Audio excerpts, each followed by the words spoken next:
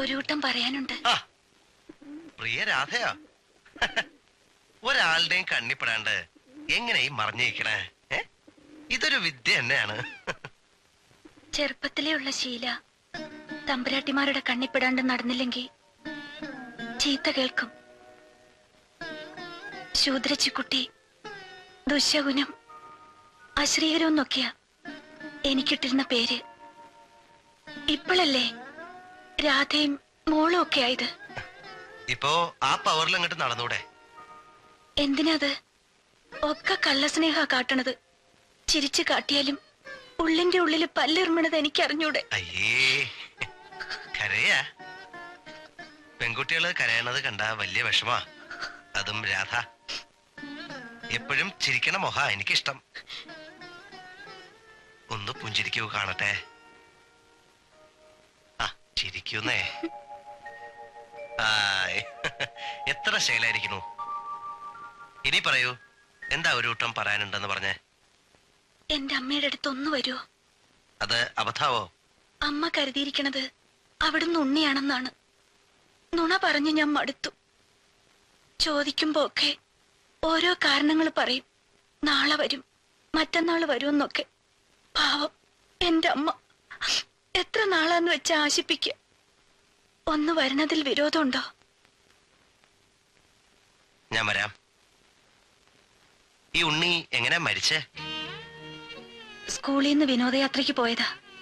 Bus മറിഞ്ഞ് 7 കുട്ടികൾ മരിച്ചു. അതിലൊന്ന് ഉണ്ണിയായിരുന്നു. 10 വയസ്സേ ഉണ്ടായിരുന്നുള്ളൂ. ശരീരം പോലും ഇങ്ങടേക്ക് കൊണ്ടുവന്നില്ല. ശരീരം ഒന്ന് പറയാൻ മാത്രം ബാക്കി ഉണ്ടായിരുന്നില്ല അത്രേ. മരിച്ചോന്ന് അമ്മയോട് പറഞ്ഞിട്ടില്ല. കാണാണ്ടായിന്നാ പറഞ്ഞത്. അന്വേഷിക്കണുണ്ട്. ഇന്ന് വരും, നാളെ വരുമെന്ന് പറഞ്ഞ് ഒടുവിൽ അമ്മയ്ക്ക് തലയ്ക്ക് സ്ഥിരമില്ലാണ്ടായി. ആദ്യമൊക്കെ എല്ലാരെയും ഉപദ്രവിക്കുമായിരുന്നു. എന്നെ മാത്രം അമ്മ ഒന്നും നുള്ളിയിട്ട് പോലും ഇല്ല. രാധയുടെ അമ്മ പ്രസവിച്ച സ്ത്രീയെ കണ്ട് ഓർമ്മയില്ല എനിക്ക്. 1 വയസ്സുള്ളപ്പോ എന്നെ ഉപേക്ഷിച്ചു പോയതാണ് ആ സ്ത്രീ. അന്നു മുതല് തലയ്ക്ക് സ്ഥിരമില്ലാത്ത അമ്മയുടെ കൂടെ വളർന്നതാ ഞാൻ. സരസ്വതി പറയും, കുട്ടിയെ കുളിപ്പിക്കുകയും കണ്ണെഴുതിക്കുകയും ഒക്കെ ചെയ്യണ കണ്ട തമ്പ്രാട്ടിക്ക് പ്രാന്താണെന്ന് ആർക്കും തോന്നില്ല അത്രേ. എന്നെ അത്ര ഇഷ്ടാണ് എന്റെ അമ്മയ്ക്ക്. അച്ഛൻ എന്തിനാ താൻ എന്റെ കുട്ടിയെ കരയിപ്പിക്കണത്? ഏയ് ഒന്നുമില്ല, ഉണ്ണിയെ കുറിച്ച് പറയായിരുന്നു. എന്തിനാ ആ കുട്ടി ഈ കഥകളൊക്കെ എല്ലാവരുടെ മുമ്പിൽ എഴുന്നള്ളിക്കാൻ നടക്കണത്? ഞാൻ ചോദിക്കുകയായിരുന്നു. എന്നെ ഇന്നിനി അങ്ങോട്ട് പോവാൻ വയ്യ. നല്ല സുഖമില്ല എന്ന് വിളിച്ചു പറഞ്ഞേക്കോ. അല്ല, ഞാൻ തെറ്റ് വല്ലതും ചെയ്തോ ആവോ? തെറ്റ് ചെയ്ത് താനും ഞാനും ഒന്നുമല്ല, വിധിയാ. കളക്ടറുടെ റെസിഡൻസിൽ നിന്ന് ചെല്ലാന്ന് പറഞ്ഞതാ. ഇനി ഇപ്പൊ എന്താവോ? അമ്മേ,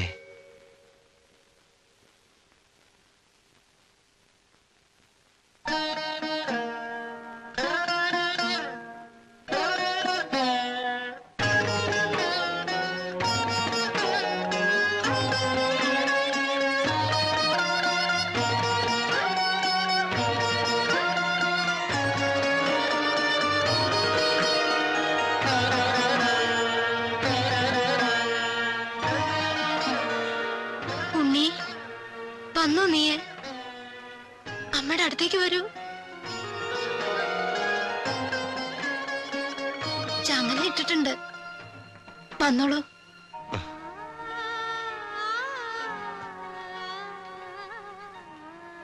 നീ എങ്ങോട്ടേക്കാ പോയത്? ഉണ്ണി വന്നത് കണ്ടില്ലേ? ഇനി ഞാൻ ഉണ്ണിയെ എങ്ങോട്ടേക്കും വിടില്ല. എന്നെ വിട്ടു പോവരുത്. പോവോ? ഇല്ല. ഉണ്ണിക്ക് കുറെ ജോലിയുള്ളതാണ്.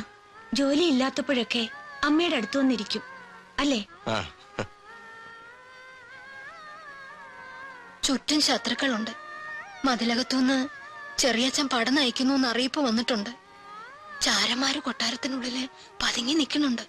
സൂക്ഷിക്കണം കേട്ടോ. ആ ഈ ചങ്ങല അഴിക്കട്ടെ. രാധേ അതങ്ങ് കഴിക്കൂ.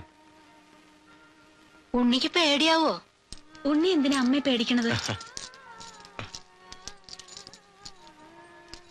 അമ്മ എന്റെ കൂടെ പുറത്തേക്ക് വരണോ? വേണ്ട, കൂട്ടം തെറ്റിപ്പോവും.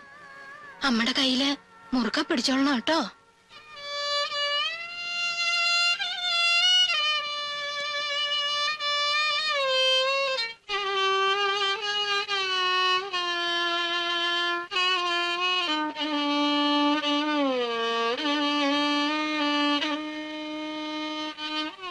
തമ്പുരാൻ ഒന്ന് ഇങ്ങോട്ട് വരൂ, ഒരു കാഴ്ച കാണിച്ചു തരാം.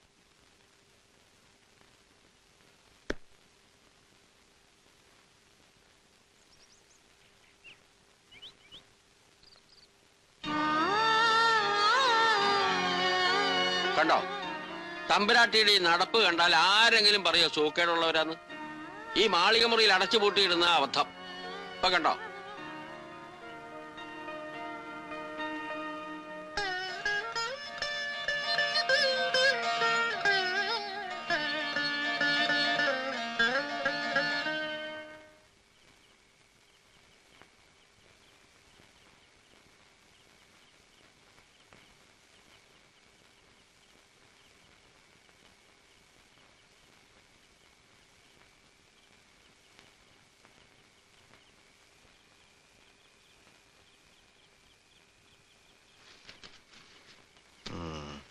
അനന്തൻ നമ്പൂതിരി പരസ്യമായിട്ട് നിസ്കാരം തുടങ്ങിയോ? ദിവസവും 5 നേരവും നിസ്കരിക്കണമെന്നാ ഇവിടെ വന്നാ പതിവൊക്കെ ആകെ തെറ്റി. വന്ന കാര്യം എത്രയും പെട്ടെന്ന് ചെയ്താ ബോംബെ തിരിച്ചു വന്നിട്ട് ഇഷ്ടം പോലെ നിസ്കരിക്കാലോ. അല്ല, കൊലപാതകം എങ്ങനെയൊക്കെയാ പ്ലാൻ ചെയ്തിരിക്കുന്നത്? എല്ലാവരും ആകാംക്ഷയോടെ കാത്തിരിക്കുക. എല്ലാവരും? അപ്പൊ കുറെ ശൈത്താന്മാരുണ്ടല്ലേ ഇതിന്റെ പുറകില്? തനിക്ക് ഇത്രയും വലിയൊരു തുക തരുന്നത് പിന്നെ എങ്ങനെയാന്നാ വിചാരം? ദേ ആ കളവനെ എത്രയും പെട്ടെന്ന് തട്ടണം. അവരെല്ലാരും അവിടെ കാത്തിരിക്കണു, വേഗം വരാൻ പറഞ്ഞു. താൻ ചെല്ല്, ഞങ്ങൾ വന്നോളാം. ആരൊക്കെയാ ഈ കാത്തിരിക്കുന്നവര്? കാശ് മുടക്കുന്നവര്. വാ പോവാ. ഒരു മിനിറ്റ് ഇരിക്കേ.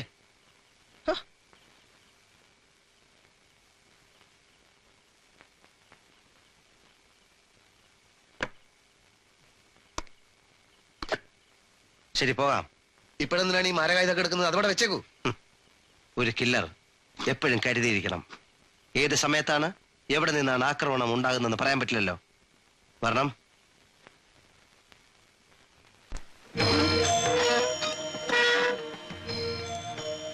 ഇരിക്കൂ. വേണ്ട. കത്തിയുണ്ട് കയ്യിൽ. ഓഹോ, ആയുധങ്ങളുമായാണ് വന്നിരിക്കുന്നത് അല്ലേ? അതെ. ആയുധം എടുക്കേണ്ട സമയമായില്ലല്ലോ. ബുദ്ധി കൊണ്ടാണ് ഇവിടെ ജയിക്കേണ്ടത്. അതൊക്കെ യഥാസ്ഥാനത്തിന് സൂക്ഷിച്ചു വെച്ചോളൂ. ഉടനെ കൊല്ലണമെന്നാണ് എല്ലാവരുടെയും താല്പര്യം. വെട്ടിത്തെറിങ്ങൾക്ക് കാതു കൊടുക്കണ്ട. ആദ്യഘട്ടം ഭംഗിയായി. ഇനി ബുദ്ധിയും കൗശലവുമാണ് വേണ്ടത്. ഉദയവർമ്മയുമായി കൂടുതൽ അടുക്കണം. പള്ളിയറയിൽ വരെ ഏത് സമയത്തും കടന്നു ചെല്ലാവുന്ന രീതിയിൽ ആ ബന്ധം വളരണം. പിന്നെ എളുപ്പമാണ്. അത് ഞമ്മക്കറിയാം. പിന്നെ വധിക്കുന്നത് എന്നോട് ആലോചിച്ചിട്ട് വേണം. അത് ബുദ്ധിമുട്ടാണ്. കാരണം എന്റെ വിജയത്തിൽ മറ്റൊരാൾ പങ്കാളിയാകുന്നത് എനിക്കിഷ്ടമല്ല. ഇനി ഇത്തരം കൂടിയാലോചനകൾക്ക് വിളിച്ച് എന്റെ വിലപ്പെട്ട സമയം പാഴാക്കരുത്. എനിക്ക് ശ്രമിച്ചാവോ? അയാള് പോയി. ആള് ക്യാമറാണെന്ന് തോന്നുന്നു. എന്റെ ജാനകി, മുഖവുര വേണ്ട, നീ കാര്യം മാത്രം ഇങ്ങോട്ട് പറയാ. ഞങ്ങള് സൗദാമനിക്ക് ഒരാളെ കണ്ടുവച്ചിട്ടുണ്ട്. ഏട്ടനൊന്ന് സംസാരിക്കണം. ആരാ ആള്? അനന്തൻ നമ്പൂതിരി. തിരുമേനിക്കും ഇവിടെ ഇഷ്ടമാണെന്ന് തോന്നുന്നു. ഒരിക്കൽ ഇവിടെ അനുമോദിച്ച് സംസാരിക്കുകയുണ്ടായി. അതുകൊണ്ട് ഇഷ്ടാണെന്ന് അർത്ഥമുണ്ടോ? ഏട്ടനൊന്ന് സംസാരിച്ചു നോക്കിയാൽ. ജാനകി വെക്കോളൂ.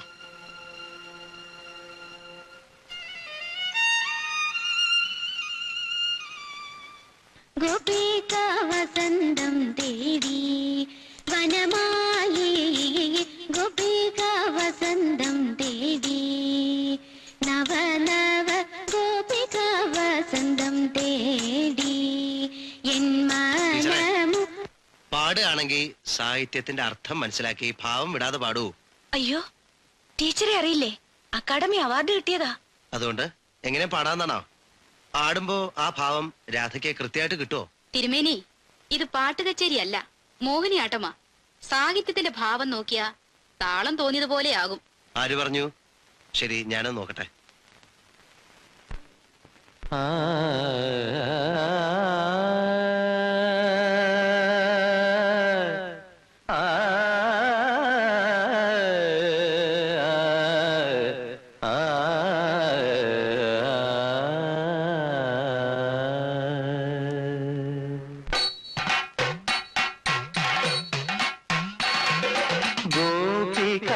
വസന്തം തേരി വനമാലി നവനവ ഗോപികാ വസന്തം തേരി വനമാലി എൻ മനമുരുകും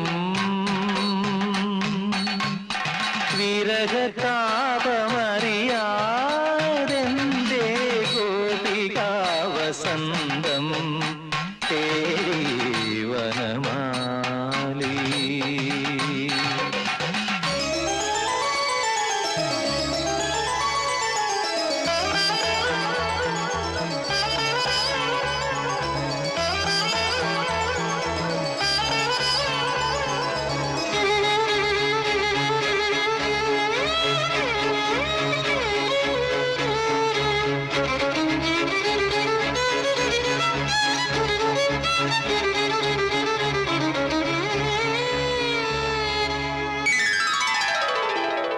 ഗോപികാ വസന്തം തേരി വനമാലി നവനവ ഗോപികാ വസന്തം തേരി വനമാലി എൻ മനമുരുകും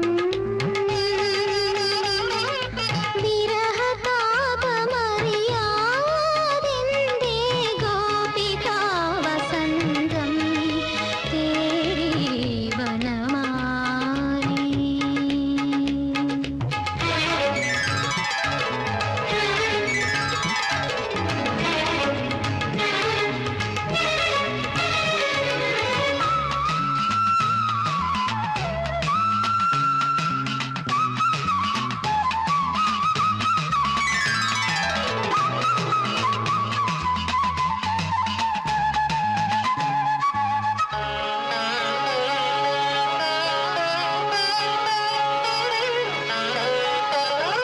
നീലമേഘം നെഞ്ചിലേറ്റിയ പൊൻതാരകമാണെൻ രാധ.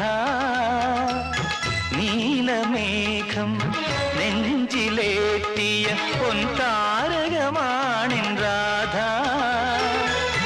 അഴകിൽ നിറയും അഴകാം നിൻ അഴകിൽ നിറയും അഴകാം നിൻ വ്രതഭംഗികളറിയാൻ മാത്രം ഗോപികാ വസന്തം തേരി വനമാലി.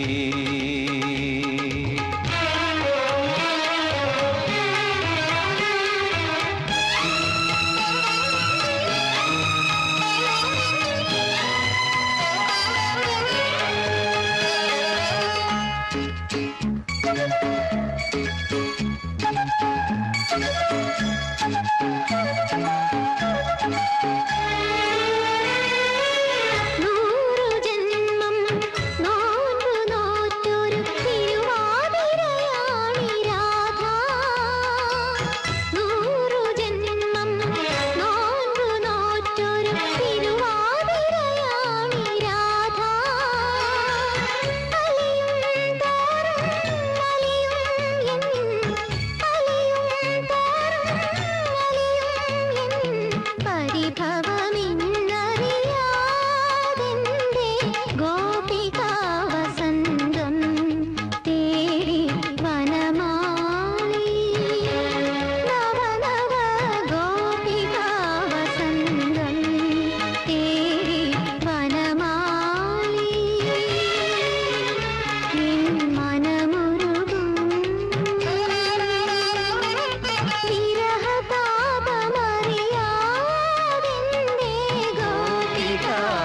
വസന്തം തേടി വനമാലി.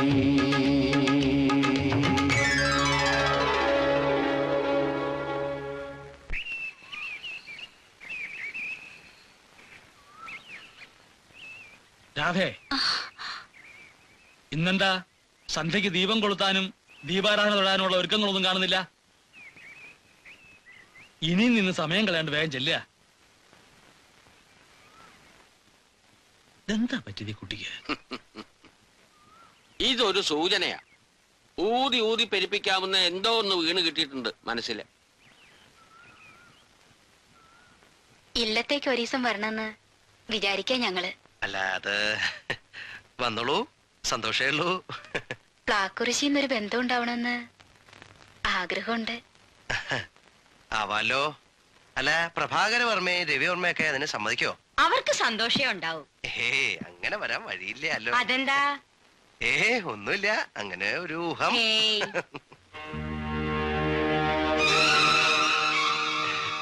വർമ്മയുടെ കാര്യം പറഞ്ഞ് നാക്കെടുത്തേ ഉള്ളൂ. ദാ അതിനു മുമ്പ് ഇങ്ങെത്തി. ദീർഘായുസ. നമ്മുടെ സൗദാമിനിയെ തിരുമേനിക്ക് ബോധിച്ചിരിക്കുന്നു.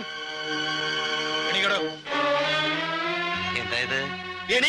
അച്ഛാ, അണിഞ്ഞൊരുങ്ങി വന്ന് നിൽക്കുന്നു. ദേ, എന്ത് ഭ്രാന്താ നിങ്ങൾ ഈ പറയുന്നത്? ഭ്രാന്ത് നിനക്കാ. ഇറങ്ങടാ വെളിയില്. ഇനി മേലാൽ ഈ മാളികപ്പുറം കാലെടുത്ത് വെച്ചിട്ടുണ്ടെങ്കിൽ നിന്റെ മുട്ടി ഞാൻ തല്ലി ഓടിക്കും. എന്താ ഇത്? വിളിച്ചു വരുത്തിട്ട് അപമാനിക്കാ? അയ്യോ. ഞാനത് സൈക്കിൾ കേട്ടോ. ഇതൊക്കെ വളരെ മോശ. നല്ല ഒരു ബന്ധം അതില്ലാണ്ടാക്കിയല്ലോ നിങ്ങള്. ഏട്ടനോട് പറഞ്ഞ് ഞാൻ സമ്മതിപ്പിക്കുകയും ചെയ്തു. നല്ല ബന്ധം. ഞാനിതൊന്നും എങ്ങനെ പറഞ്ഞു മനസ്സിലാക്കും എന്റെ ഭഗവാനെ? വലിയ ഒരു ഇല്ലത്തെ ഒരേ ഒരു ആൺതിരി, അതും നല്ല തേജസ്സുള്ള നമ്പൂതിരി. ഇങ്ങനെ ഒരാളെ കിട്ടാൻ നിങ്ങൾക്ക് എന്ത് യോഗ്യത ഉള്ളത്? നിങ്ങൾ എതിർത്താലും ഞാൻ ഏട്ടനോട് പറഞ്ഞ് ഇത് നടത്തിക്കും. എന്റെ ജാനു, അവൻ നമ്പൂരിയല്ല, നായരും അല്ല. പിന്നെ പിന്നെ അതൊന്നും നീ ഇപ്പൊ അറിയണ്ട. അത് പറ്റില്ല, എനിക്ക് അറിഞ്ഞേ പറ്റൂ. ആരായാള്? വലഞ്ഞൂലോ എന്റെ ഭരദേവതേ.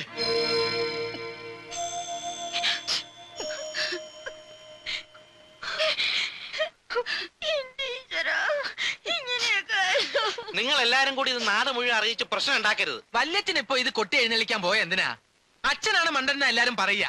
ആന മണ്ടൻ വല്യച്ഛൻ തന്നെയാ. ഞാൻ പിന്നെന്താ, എന്റെ മോളെ ഒരു നാലാം വേദക്കാരൻ കെട്ടിച്ചു കൊടുക്കാൻ സമ്മതിക്കണോ? ഇപ്പൊ അത്യാവശ്യത്തിന് കരച്ചിലും പഴിപറച്ചിലും ഒക്കെ ആയി. ഇനി നിർത്താം. ഏതായാലും അറിഞ്ഞു. ഇനി വേറൊരു ചെവി അറിയാൻ ഇടവരുത്. കുട്ടികളൊന്നും അറിഞ്ഞിട്ടില്ല എന്നുള്ളത് ഉറപ്പല്ലേ? അറിഞ്ഞിട്ടില്ല. എന്റെ സൗദാമനിയും മോഹിനി ഇതറിഞ്ഞ അവര് ഹൃദയം പൊട്ടി മരിക്കും. അമ്മാമ്മ എന്ന് പറഞ്ഞ അത്ര ജീവന അവർക്ക്. അപ്പന്റെ അംബികയോ?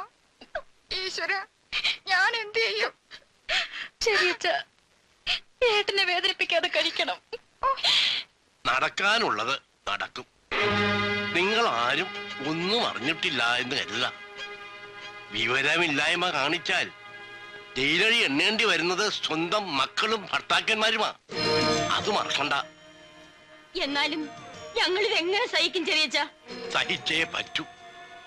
101 മക്കള് കുരുക്ഷേത്രത്തിൽ മരിച്ചു വീണിട്ട് ഗാന്ധാരി സഹിച്ചില്ലേ? പിന്നെയാണോ ഇത്? കയ്യിൽ വരാൻ പോകുന്നത് 10-50 ലക്ഷം രൂപയ്ക്കുള്ള സ്വത്തുവകകളാണ്. അത് വേണ്ടെന്നുണ്ടോ ആർക്കെങ്കിലും? അങ്ങനെ ആരെങ്കിലും ഉണ്ടെങ്കിൽ ഈ പദ്ധതി ഇവിടെ വെച്ച് നിർത്താം. പറയൂ, ആരെങ്കിലും ഉണ്ടോ?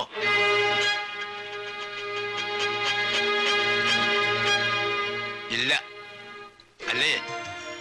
രവി, ഇനി 3-ാം ഘട്ടം ആരംഭിക്കാമെന്ന് അയാളോട് പറഞ്ഞേക്കൂ.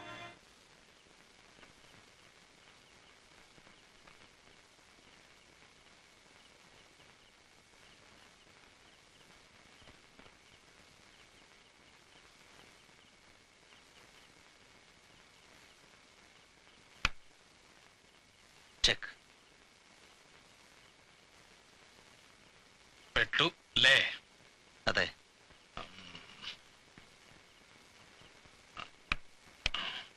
കുതിര, തേര്.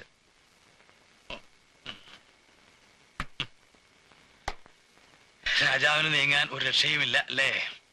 ഒരു രക്ഷയില്ല. സമ്മതിച്ചിരിക്കണം. ഒരു കാലാളിന്റെ മുമ്പിലാണ് രാജാവ് വീണത്. തോൽവി സമ്മതിച്ചിരിക്കണം. അല്ല, തോറ്റ സ്ഥിതിക്ക് ഒന്ന് ചോദിച്ചോട്ടെ, രാജാവിനെ രക്ഷിക്കാൻ തന്റെ ബുദ്ധിന് വല്ലതും തോന്നണുണ്ടോ? അല്ല, വെറുതെ ഒന്നറിയാനാ. ഇല്ല, അങ്ങ് ബുദ്ധിപൂർവ്വമല്ല കളിച്ചത്. നീക്കങ്ങളൊക്കെ അബദ്ധമായിരുന്നു. ഇന്ന് എനിക്കൊരു ഉത്സാഹമില്ല. ഉള്ളിൽ എന്തോ കിടന്ന് അങ്ങനെ വിഷമിപ്പിക്കണ പോലെ. എന്തു പറ്റി? എന്താണെന്ന് അറിയില്ല, ഒരു മ്ലാനത. ആലോചിച്ച് നോക്കിയാ ഒക്കെ പ്രശ്നങ്ങളാ. അതുകൊണ്ട് ആലോചിക്കാണ്ടിരിക്കുക ഭേദം.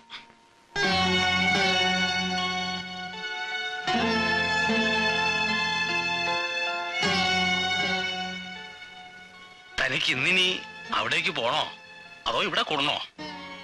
അത് എന്നാ പിന്നെ ഇവിടെ ആയിക്കോട്ടെ. കിടന്നാലും ഉറക്കം വരില്ല. നമുക്ക് എന്തേലും കഥകളൊക്കെ പറഞ്ഞിരിക്കാം. എന്താ അങ്ങയുടെ ഇഷ്ടം.